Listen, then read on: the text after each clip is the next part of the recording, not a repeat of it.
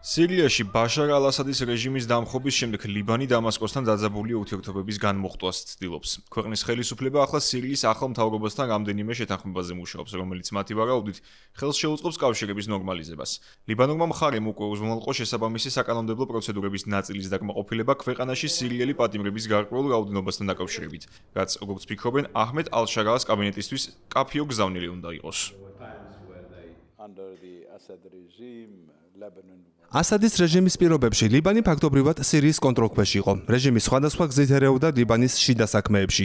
ყოფილა შემთხვევები, როდესაც ის ერეოდა ადამიანების პირად ცხოვრებაშიც კი. ახლა ასე არ ხდება. სირიის ამჟამინდელი ხელისუფლება არ არის დაინტერესებული არც ლიბანზე ჰეგემონიით და არც შიდა საქმეებში ჩარევით. ახლა ერთობლივად ხელახლა ვამყარებთ ურთიერთობებს. რაც შეეხება დაკავებულ და პატიმრობაში მყოფ პირთა საკითხს. გადავწყვიტეთ ვიმუშაოთ ეტაპობრივად და დავიწყოთ მთავარი ნაბიჯით, რაც მოიცავს იმ პატიმრების გადაცემას. ამისთვის ჩვენ არ გვჭირდება პარლამენტის მიერ შეთანხმების რატიფიცირება. საკმარისია ხელისუფლების თანხმობაც, რაც უკვე მიღწეულია. 300-ზე მეტ სირიელ პატიმარს სირიის ხელისუფლებას გადავცემთ. არსებობს ორი კატეგორია. ერთ-ერთი კატეგორია შედგება იმ პირებისგან, ვინც გასამართლებულია სხვადასხვა სახის დანაშაულისთვის, გარდა მკვლელობისა და გაუპატიურებისთვის. ისინი განაგრძობენ სასჯელის მოხდას სირიის საპატიმროებში. მეორე კატეგორია შედგება მათგან, ვინც ასევე არის მრავალწლიანი მსჯავრების ქვეშ, ისეთი მძიმე დანაშაულების ჩადენისთვის, როგორებიცაა მკვლელობა, გაუპატიურება და ლიბანური არმიის წინააღმდეგ სამხედრო მოქმედებები. შეიძლება იმ პატიმართა გადაცემაც, რომლებმაც 10 წელი ლიბანურ ციხეებში გაატარეს. ზოგიერთი პატიმარი მსჯავრდებულია ტერორისტულ ორგანიზაციებში წევრობისთვის, რაც გარკვეულწილად აღარ არის აქტუალური ბრალდება. ზოგიერთი პატიმრის მიმართ ჯერ არ არის გამოტანილი განაჩენი და ისინი ელიან, როდის განიხილავს მათ საქმეებს ლიბანის სასამართლო. ამას კი ისინი ძალიან ნელა აკეთებენ.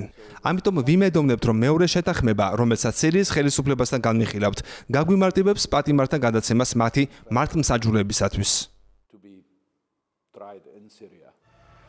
მიუხედავად ბაშარ ალ-ასადის რეჟიმის დამხობიდან ხანგრძლივი დროის გასვლისა, ეს არ აღმოჩნდა საკმარისი დამასკოსა და ბეირუთს შორის არსებული უთანხმოებების მოსაგვარებლად. მით უმეტეს იმის გათვალისწინებით, რომ ლიბანის მოსახლეობის დიდი ნაწილისთვის კვლავ აქტუალურია სირიის ჯარების მხრიდან ქვეყნის მრავალწლიანი ოკუპაცია. მართალია ეს პროცესი 2005 წელს დასრულდა, თუმცა ორმხრივ დაძაბულობას ხელს უწყობდა ის გარემოებაც, რომ ლიბანური ტერორისტული დაჯგუფება ჰეზბოლა აქტიურად იყო ჩართული სირიის სამოქალაქო ომში.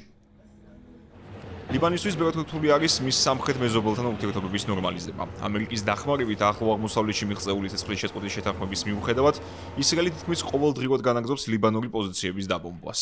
ლიბანის ხელისუფლების განმარტებით, ისინი არ განიხილავენ განიარაღების შესახებ შეთანხმების შესრულებას, ვიდრე ისრაელი არ შეწყვეტს იერიშებს. თელ-ავივში კი აცხადებენ, რომ მათი ამ ნაბიჯის მიზანი არის ტერორისტული დაჯგუფება ჰეზბოლას ქმედებების პრევენცია, რომელიც კვლავ ცდილობს ძალების მოკლებას. სირიის ხელისუფლების ცვლილების შემდეგ ჯერ კვლავ გაურკვეველი რჩება დამასკოს საგარეო ვექტორი.